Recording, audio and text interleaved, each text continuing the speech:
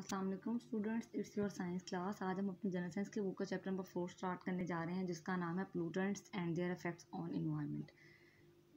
इस चैप्टर को बेटा आप अपने जनरल साइंस की बुक में एज आ केमिस्ट्री कोर्स स्टडी करोगे। इस चैप्टर में हम क्या देखेंगे, अपने इन्वायरमेंट में मौजूद पोल्यूशन के बारे में बेटा डिस्कस करेंगे कि पोल्यूशन क्या है, कहाँ से आई है और किस हद तक हम ह्यूमन बीइंग जो है वो इस पोल्यूशन के जिम्मेदार है। हम ही अपने इन्वायरमेंट को ख़राब कर रहे हैं। सबसे पहले बेटा हम एक्सरसाइज की तरफ मूव करते हैं। हमारे पास क्वेश्चन नंबर 4.1 है, in circle the correct option. First MCQs है, indicate air pollutants among the following.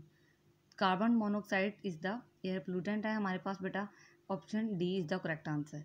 The second is the gas which is responsible to stop ultraviolet radiation coming from the sun, option C is the correct answer. Ozone जो है बेटा वो ultraviolet radiation को हमारे तक आने से रोकती है। Which of the following is not a greenhouse gas, option C is the correct answer. Sulphur dioxide बेटा जो है हमारे पास ग्रीन हाउस गैस नहीं है, बाकी तीनों ऑप्शन हमारे पास ग्रीन हाउस गैसेज हैं।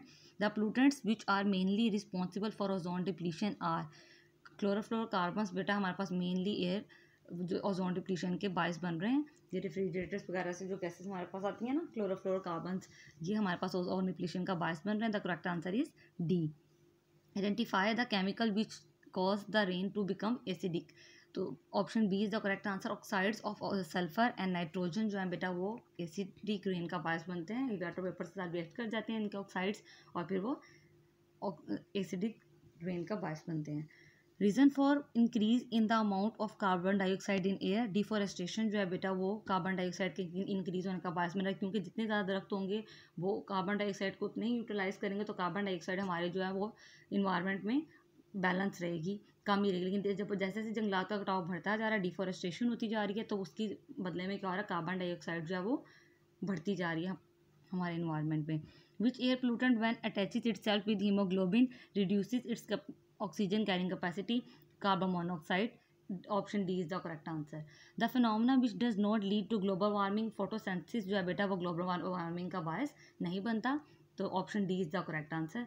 Glass and styrofoam are the examples of, option B is the correct answer. Non biodegradable materials, बेटा नॉन बायोडिग्रेडेबल मटेरियल्स ऐसे मटेरियल्स होते हैं जो कि क्या करते हैं, जब हम इनको प्रॉपर डिस्पोज करके वेस्ट नहीं करते, तो बेटा फिर ये क्या करते हैं कि इनको, ये ऐसे मटेरियल्स होते हैं जिन पे कोई माइक्रो ऑर्गेनिज्म जो है वो अटैक नहीं कर सकता, इसको डिकम्पोज नहीं कर सकता, तो फिर ये जब तक इन्वायरमेंट में रहते हैं ये पोल्यूशन का बायस बनते हैं, इसलिए उनको कम्प्लीटली डिस्पोज करके वेस्ट करना ज़रूरी होता है। ऑप्शन नंबर 10 हमारे पास है। अब MCQs number 10, the amount of which green house gas can you reasonably control, carbon dioxide, option D बेटा इज द करेक्ट आंसर। कि कार्बन डाइऑक्साइड को आप डिफॉरेस्टेशन के जरिए, डिफॉरेस्टेशन कम होगी तो कार्बन डाइऑक्साइड भी कम होगी, अगर डिफॉरेस्टेशन ज़्यादा उसका रेट हो जाएगा तो कार्बन डाइऑक्साइड का रेट भी ज़्यादा हो जाएगा, तो इसलिए हम जंगलात के कटाव को कम करके अपने जो माहौल है उसके अंदर से कार्बन डाइऑक्साइड की तादाद को मेंटेन रख सकते हैं, उसके अमाउंट को बैलेंस रख सकते हैं, मतलब कम रख सकते हैं। तो ये हमारे एमसीक्यूज क्वेश्चन नंबर 1 हमारा कंप्लीट हो गया, एमसीक्यूज कंप्लीट हो गए। क्वेश्चन नंबर 2 बेटा हमारे पास है 4.2 राइट शॉर्ट आंसर्स।